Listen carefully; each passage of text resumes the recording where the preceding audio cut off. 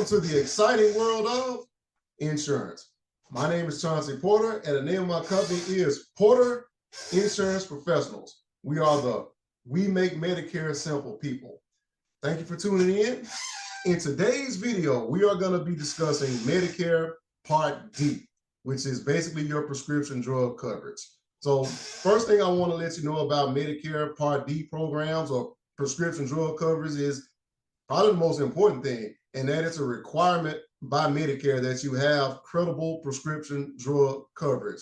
So if you elect not to have drug coverage because you feel like you don't need it because you're not taking any medications, and then on down the line you decide that you want to get the drug coverage and you're taking medications, you will be penalized in the form of a late enrollment penalty by Medicare.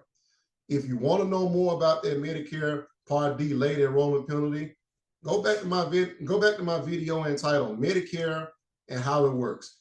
It has a detailed breakdown on the LEP, which is a late enrollment penalty for Medicare prescription drugs. So that's the most important thing I want you to know about Part D coverage, is that it's a requirement by Medicare unless you have credible coverage from another source, such as you're still working. Other than that, you have to have drug coverage. Now, with that being said, there's a couple of ways you can obtain Medicare drug coverage, and it all boils down to really one thing: how you choose to coordinate your health care. You can get a standalone drug plan, or you can get a drug plan built into a Medicare Advantage plan. Here are the situations that will help you make your choice. So again, it all comes down to how you choose to coordinate your health care. If you decide that traditional Medicare is the route that you want to go for your health care, or just traditional Medicare along with a supplement plan, then you are going to be a candidate. In fact, not just a candidate, you're going to have to get a standalone drug plan, because Medicare, nor does a Medicare supplement plan, provide Part D prescription drug coverage. So if that's the option that you want to take to coordinate your health care, then you have to get a standalone drug plan. It has a separate premium, and it only covers medicine. It does not interfere with your health care coverage through Medicare or Medicare and your supplement plan. It's totally separate. You're paying a different premium for it. The next way you can get prescription drug coverage is if you decide to enroll in a Medicare Advantage prescription drug plan. That's called an MAPD plan. That simply, it means that your drug coverage is included in that plan along with your Medicare A and B coverage, and also your dental and vision coverage as well. So it's an all-inclusive plan that has your drug coverage built into it for that one flat rate price of the plan, or it may be no price for that Medicare Advantage plan. All depends on where you live, what's offered in that area, and the type of Medicare Advantage plan you choose based on your individual needs. So those are your two options on how you can obtain prescription drug coverage if you're on Medicare. You can do a standalone plan, or you can get it built into a Medicare Advantage plan. But nonetheless, whatever direction you decide to go in, these Medicare Part D plans, they're going to work in a very, very similar fashion. For starters, all of these drug plans, they have what's called a formulary. And a formulary is just a list of the drugs that plan covers for. Now, no prescription drug plan out there covers every single drug on the market, but every drug plan out there, every Medicare Part D plan is required by law to cover certain drugs in certain categories. Well, not certain drugs in certain categories. Plan formularies must include drug classes covering all disease states and a minimum of 2 chemically distinct drugs in each class. Part D plans are required to cover all drugs in 6 protected prescription drug categories, such as immunosuppressants, antidepressants, antipsychotics, anticonvulsants, antiretrovirals, and antioplastics. So again, for the most part, they have to cover medicines for basically any disease state that you can think of. They have to have medicines in those particular categories. They may or may not have your particular medicine covered in that class, but they'll have alternatives that you can take. Now, I know what you're thinking because I run into this a lot. Well, Mr. Porter, I'm taking a medication that's not covered by the plan and they want me to take this other medication. That happens on occasion. And again, this is something that's straight across the board with all Medicare Part D prescription drug plans. They have different categories of medications. They have their, maybe a medication that's not covered. It may be a step therapy medication where the plan wants you to take the alternatives before you can take the medicine that your doctor prescribed for you that you've probably been taking for years. If that is the case for you, you have options. You can go to your doctor and your doctor can fill out what's called a prior authorization form. It's a detailed form that doctor fills out on the medication that you're taking, why you're taking it. He's also going to talk about why the alternatives won't work for you. He's going to send that into the plan, and the plan will make a decision on how they're going to cover that medication and what the cost is to you.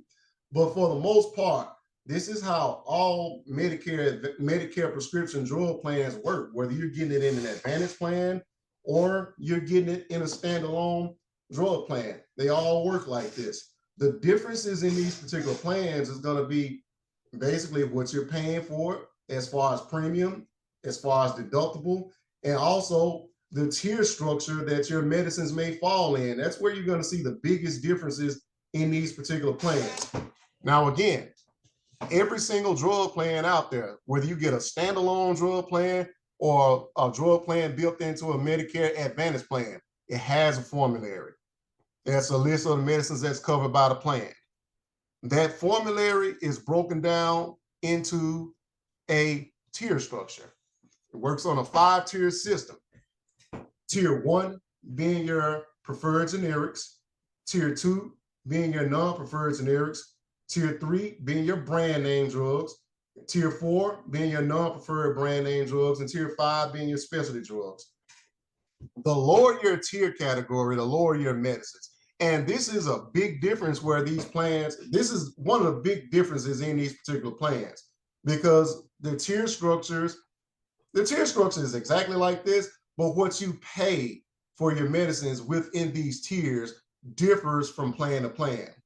Also, the way your medicines fall on their tier structure differs from plan to plan. You may have one plan that has a medication at a Tier 3 brand name drug, and another plan may have it as a Tier 4, maybe even a Tier 2. That's where the differences in these particular plans come into play: cost and tier structure. Another thing about these particular plans, some of these plans may have deductibles. Some of them don't. But every last one of these plans, they all work the same way. And they all have the infamous donut hole. And the donut hole is called the Medicare coverage gap period. Now, I want to kind of talk about this chart just for a second here. And I want to talk about 2 dates on here. You have January 1st to December 31st. With Medicare, everything works on a calendar year from January 1st to December 31st. You may have a deductible on your prescription drug plan of $500, and it may be July and you already met it. Well, on January 1st, that deductible starts over all over again, and everything that you have with Medicare starts over all over again on January 1st. So if you have deductibles on your prescription drug coverage, you have to meet those first. And once you meet your deductibles, that's when that tier structure kicks in, what I was telling you about. And the tier structure cost is going to vary from plan to plan, especially after you hit that deductible. Well, one thing I really want to talk to you about is this coverage gap period right here. That's called the donut hole. And here's how it works. It's a total cost that's paid for your medicines by you and the plan. And I want to kind of go over here to Medicare.gov for 1 second here so I can show you this, if I can get to it here. So The Medicare prescription drug coverage gap period. Let's say, for instance, you are taking a medication and your cost for that medication is $20. That's your cost for the medication, hypothetically. Well, you know that's not the full price for that medication. The plan is paying the difference on that medication. So the plan may be paying another $100 on that medication. So to get into that coverage gap period, it's you and the plan together. It says once you and your plan spend a total amount of $4,660 combined on your medication, and that does include your deductibles, that's when you go into that coverage gap period. And in this gap right here, once you hit that 4,660, you will be responsible from your portion of the $4,660 all the way on up to $7,400. That's called catastrophic. In that gap right there, if you hit the coverage gap period, you'll be paying 25% of the cost for your medications on most plans, generic and brand. Once you get to $7,400 out of pocket, that's when you hit what's called catastrophic. And the plan comes back into the picture and pays 95% of your drug costs, leaving you with 5. That's called the Medicare coverage gap period. And you'll be in catastrophic until the end of the year, or you may even be in a donut hole until the end of the year. And January 1st comes around, everything starts over. Now, you may have heard of the donut hole, or you may not have heard of the donut hole. You may even be in the donut hole. But I want to say this, not everybody gets in the donut hole. I've been doing this for a number of years now, and I'm not going to say it's a lot of people that get in the donut hole, but people do get in the donut hole. Typically, the people that I've seen hit the coverage gap period, they're taking some brand name medicines, or they're taking on multiple brand name medicines, because keep in mind, it's the total cost of what you and the plan has spent together on the medications that put you in that donut hole. So if you happen to get into that donut hole, then you do have options outside of your plan. I've directed people to go to their doctors, and the doctors have access to the drug manufacturers. They can fill out forms. They can tell that they can put a lot of information on there indicating why you need that medication, stating what your hardship is. And if that gets approved, I've seen people get their medicines for free in the donut hole directly from the manufacturer. I've seen it. There's also other options that you can go through as far as getting extra health benefits from the Social Security Administration. Those are income-based programs.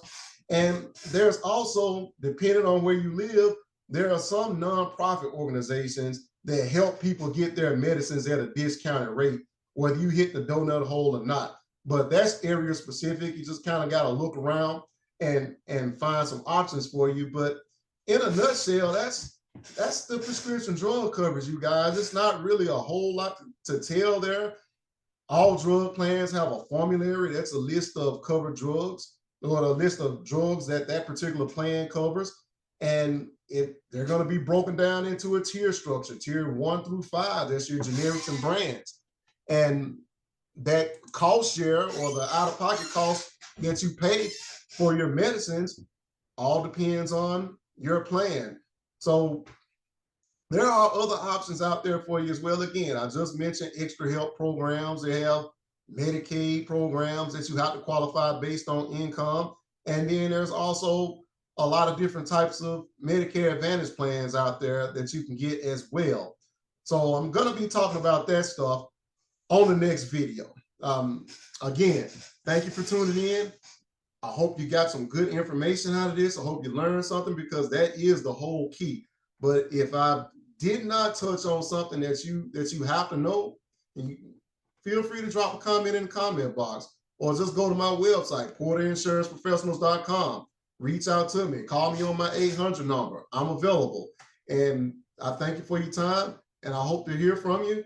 But I'll see you on the next video. Thank you.